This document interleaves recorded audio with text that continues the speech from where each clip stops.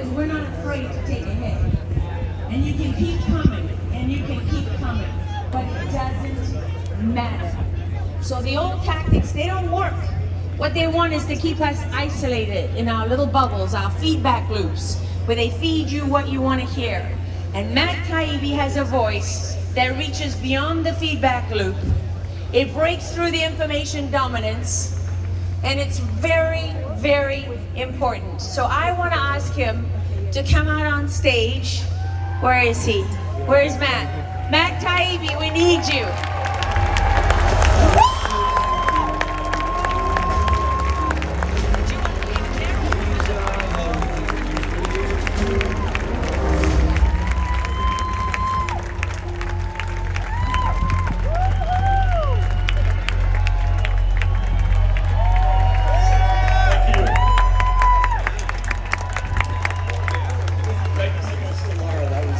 Amazing. I'm so proud that we're on the same side now fighting for free speech.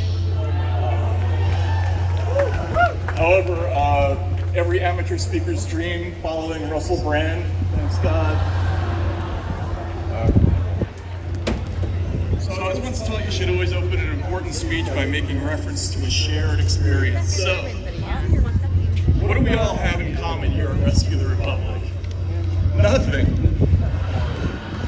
In a pre-Trump universe, chimpanzees would be typing their fourth copy of Hamlet before RFK Jr., Robert Malone, Zuby, Tulsi Gabbard, Russell, Brett Weinstein, and I would organically get together for any reason, much less an event like this.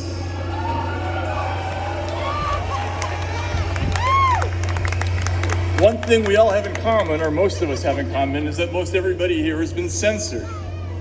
Now, the issues were all different, but pretty much everybody here disagreed with authoritative voices about something. Now, saying no is very American, from don't tread on me to nuts to you cannot be serious. Defiance is in our DNA. Now, disagreement is seen as a threat and must be hammered out of existence, according to John Kerry, the former presidential candidate. Just the other day, you heard about this? He complained at a World Economic Forum meeting that it's, quote, really hard to govern, and our First Amendment stands as a major block to the important work of hammering out unhealthy choices. I was telling Tim Pool about this backstage, and he said, yes, there was black ooze pouring out of his mouth when he said this. Kerry added that it's really hard to build consensus, and he told forum members that they need to win the right to govern and be free to implement change. It begs the question, what do they need to be free of? The First Amendment, definitely, but more importantly, us, complainers. That is our shared experience. We are obstacles to consensus. My name is Matt Taibbi. I've been a reporter for 35 years, covering everything from Pentagon accounting to securities fraud to drone warfare. Many years ago, my little son asked me what I did for a living, and I said, Daddy writes about things that are so horrible they're interesting. 2 years ago, I was invited by Elon Musk to look at internal correspondence in Twitter.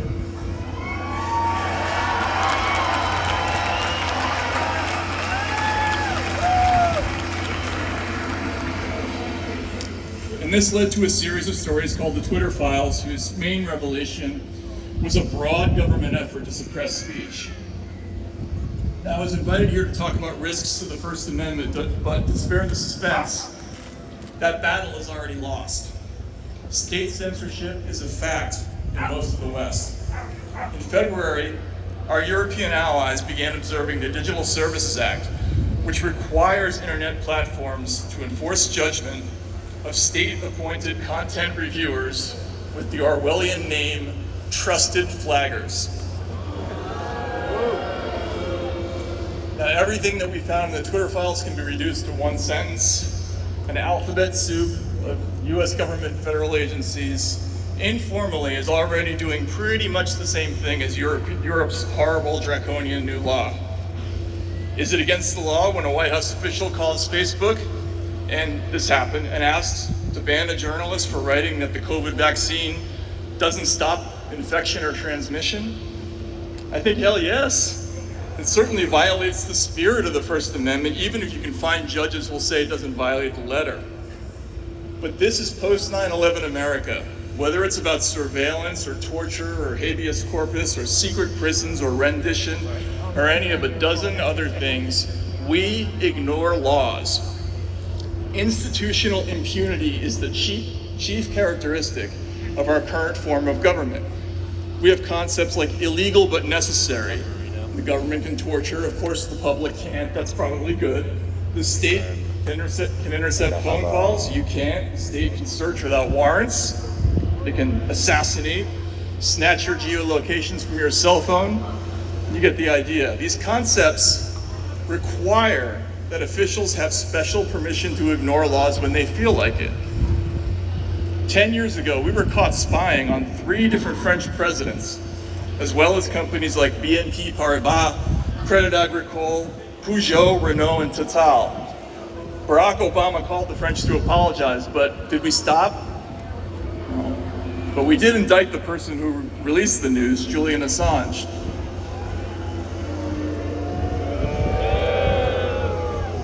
By the way, congratulations to Julian for getting out.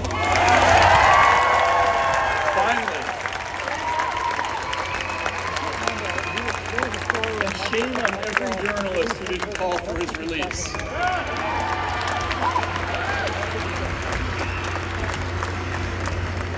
America ignores laws. It's what we do. With this in mind, our government has moved past censorship to the larger project of changing the American personality.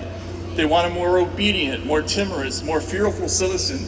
And their tool is the internet, which is a vast machine for doling out rewards and punishments through likes and views or shaming and de-amplification.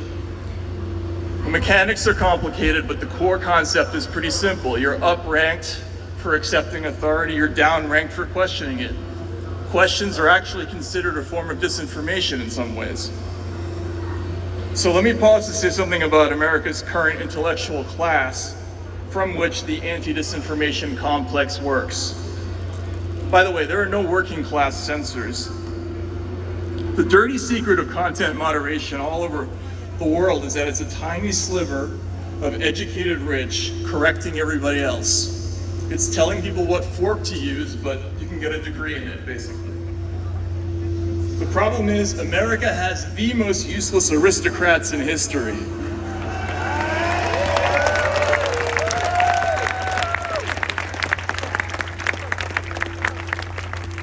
Even the French dandies who were marched to the razor by the Jacobins were towering specimens of humanity compared to the Michael Haydens, John Brennans, James Clappers, Mike McFalls, and Rick Stengels, who make up America's self-appointed speech police. In pre-revolutionary France, even the most drunken, depraved, debauched libertine had to be prepared to back up an insolent act with a sword fight to the death. Our aristocrats pee themselves at a mean tweet.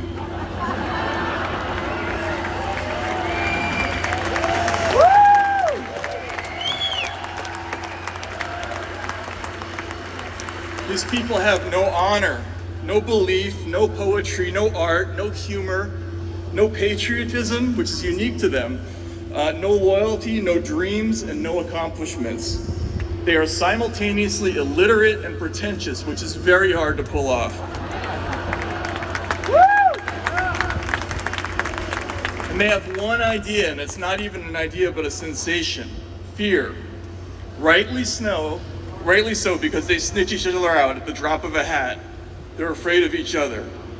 But they're also terrified of everyone outside their social set, and they live in near constant dread of being caught with even one original opinion. Now, freedom of speech is a beautiful phrase. It's strong, it's optimistic, it has a ring to it, right? But it's being replaced in the discourse by misinformation and disinformation. And these words aren't beautiful at all. but they're full of the small, petty-fogging bureaucratic anxiety of a familiar American villain, the busybody, the prohibitionist, the nosy Parker, the snoop. H.L. Mencken defined Puritanism as the haunting fear that somebody somewhere is happy. That streak of our early European settlers survives in us and surfaces periodically through moral panics.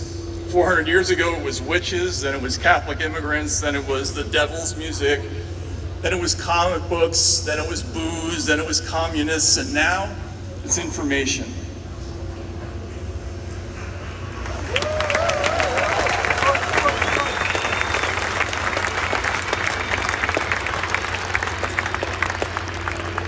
Because freedom of speech is now frequently described as a stalking horse for hate and discrimination, the phrase appears less and less. Speech is mentioned in reputable media really only as a possible vector for the disease of misinformation or disinformation.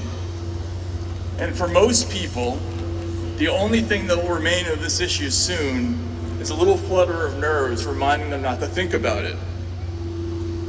That's why it's important to understand the end game of the censors is not controlling speech. They're already doing that. They're already removing speech. The end game is getting us to forget that we ever had anything to say.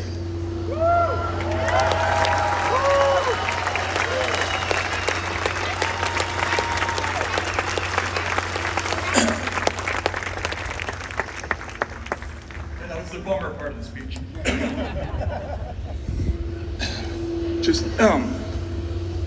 To small thinkers, speech is just a wilderness of threats. You know, the people who look outside the window and they see nothing but ticks and bugs and germs and bats. The people who built this country, whatever else you can say about them, they weren't small thinkers. They were big thinkers, and by that I mean not just intellect, but arrogance, gall, brass, audacity. Kurt Vonnegut, that's right.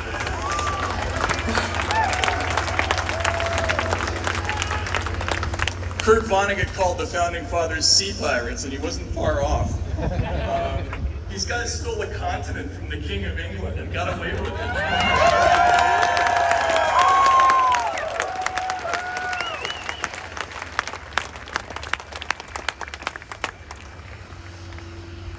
Now, do you ever think about why people root for the robbers in heist movies? There's a little bit of outlaw in all of us.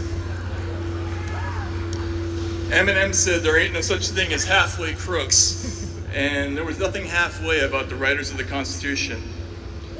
James Madison, the author of the First Amendment, foresaw this exact situation of a government that ignores laws. In fact, and I didn't know this until I had to research this speech, he was originally opposed to the Bill of Rights because he didn't think paper guarantees could stop a corrupt government. So he thought bigger. He put together a document that was designed to inspire a certain personality type that would resist efforts to undo the experiment. And here a very important quality came into play. James Madison was a great writer. The 44 words of the First Amendment were composed with extraordinary subtlety. Congress shall make no law respecting an establishment of religion, or prohibiting the free exercise thereof, or abridging the freedom of speech, and here's the alliterative part, or of the press, or of the right of the people peaceably to assemble and to petition the government for a redress of grievances. Let's applaud for that.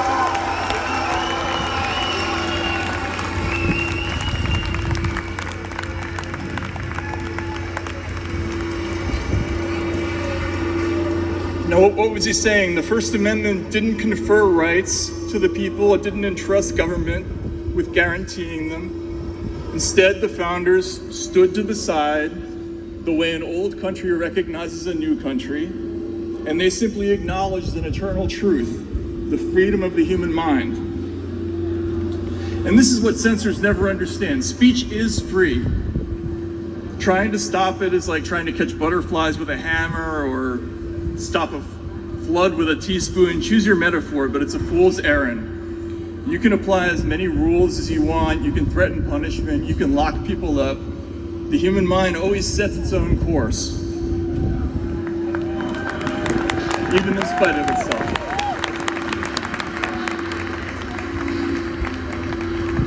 The poet William Ernest Henley explained about a century after the Constitution was written. He said, remember, it matters not how strait the gate, how charged with punishment the scroll. I am the master of my fate. I am the captain of my soul.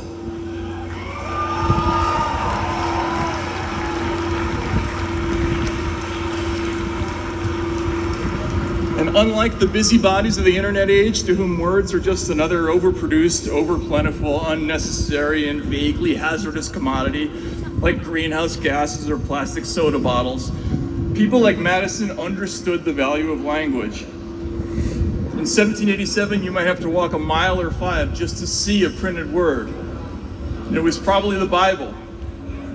Now, I'm not religious, but I've read the Bible, and of course, so did they. They knew the Gospel of John. In the beginning was the Word. And the Word was God, and the Word was with God, and the Word was God. And this was a reference to Genesis. In the beginning, God said, "Let there be light," and the world was born. So for them, the Word was infused with the power of creation itself. It wasn't a small thing. This wasn't just law. This was metaphysics. This was cosmogony. We were a little country run by a bunch of jumped-up tobacconists and corn farmers who needed an ally to withstand the wrath of European royalty. And we got it by lighting a match under human ingenuity and creativity and passion.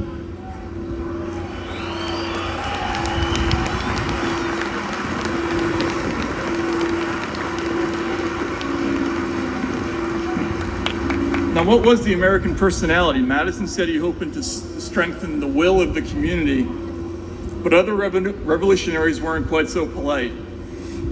Thomas Paine's central message was that compared to even the humblest farmer, was a towering moral giant compared to the invertebrate scum who wore crowns and lived in British castles.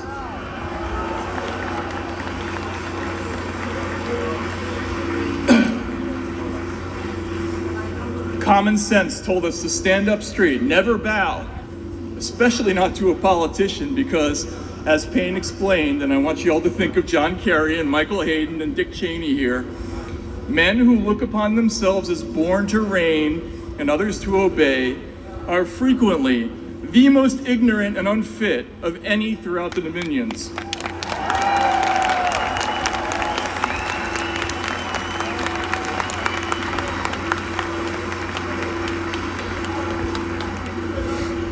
Oscar Wilde noted ours is the only country in the world where being a kook is respectable. Every other country shunned the tinkerer or the mad inventor or the crazy genius, and they cheerfully donated them to us, which turbocharged our American experiment. We welcome crazy people. And the world has light bulbs, the telephone, movies, airplanes, submarines, the internet, false teeth, the Colt 45, rock and roll, and monster dunks as a result.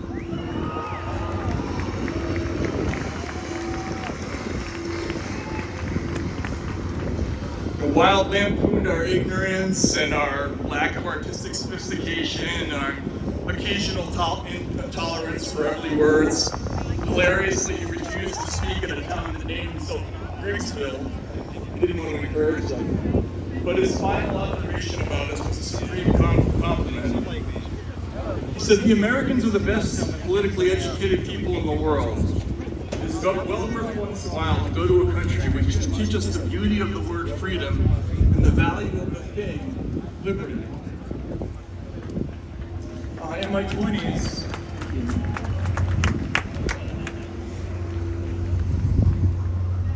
as a young man, I traveled to the former Soviet Union, spent a decade away from America, and I noticed that people from other cultures often had hang-ups about authority. The men from autocratic countries in the Middle East, they were always seemed to be coming up to me sideways and whispering as though they were afraid someone would hear, even if it was something meaningless. They would say, "Listen, my friend, the only good song George Michael ever wrote was Faith." I'd say, "Why are we whispering?" And they'd say, "I don't know." People who grew up in places with the Queen and their money were class conscious and calibrated what they could say according to who else was at the table. Russians. They were like us. They're expressive and free-spirited and funny, but they're infected with a terrible fatalism, and they freeze around badges and insignias and other symbols of authority as if they have magic power. And over time I realized I like being an American. For the first time,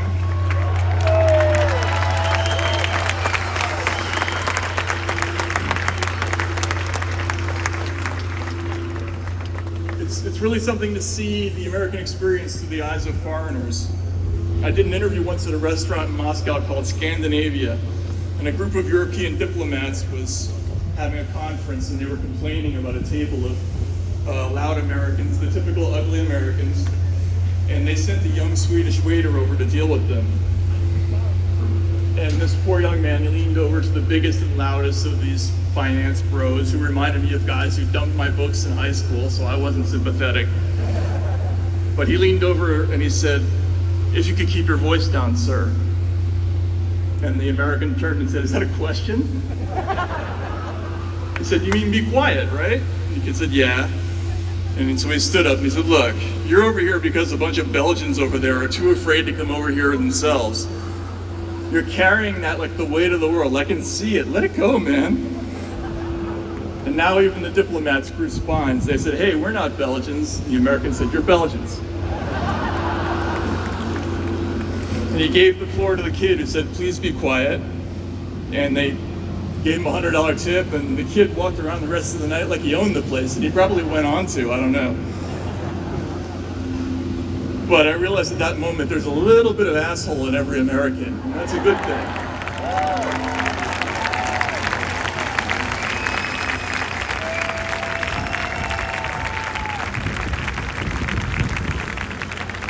William Blake said, "Always be willing to speak your mind, and a base man will avoid you." And people from other countries have trouble with that concept, but Americans, we're born with it. And by the way, propaganda is the same trick. It's always the same thing as what happened in that restaurant. It's always someone else trying to make you feel bad for their mistakes, for their weakness. Don't go for it. Don't be ground down by it.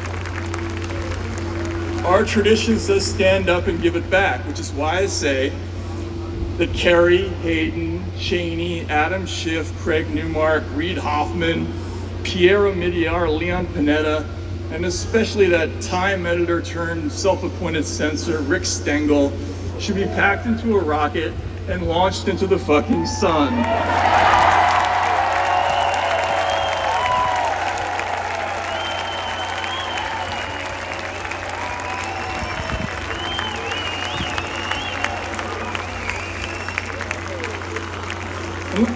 And let's be clear about our language. Madison famously eschewed the word toleration or tolerance when it came to religion, and he insisted on the word freedom or liberty instead, or free exercise.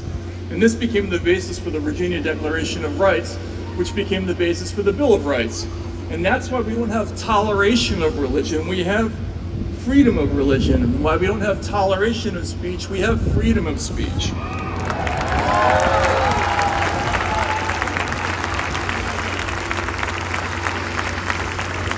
That's using the right word at the right time. So to the people who are suggesting that there are voices who should be ignored, or people who are suggesting that I'm saying that I'm encouraging mistrust or skepticism or of authority, or that I'm obstructing consensus, I'm not encouraging you to be skeptical of authority. I'm encouraging you to defy authority.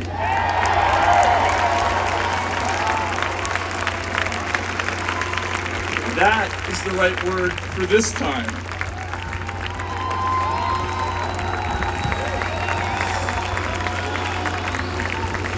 And to all those snoops and nosy Parkers sitting in their Homeland Security funded centers of excellence, telling us day after day we must think as they say and vote as they say, or else we're traitorous, Putin-loving fascists and enablers of dangerous disinformation.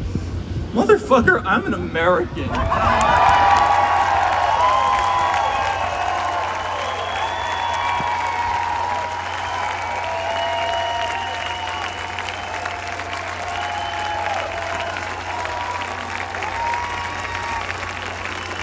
shit doesn't work on us.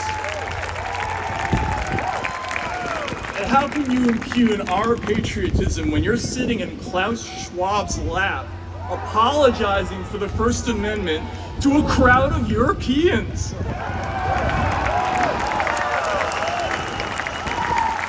Look at the mirror. We're not the problem. You're the problem.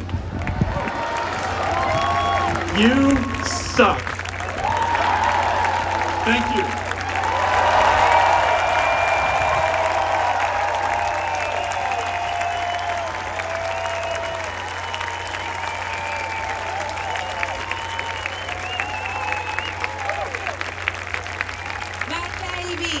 Matt Taibbi, everybody. That was amazing. Okay, so this is a great pleasure for me to introduce our next speaker.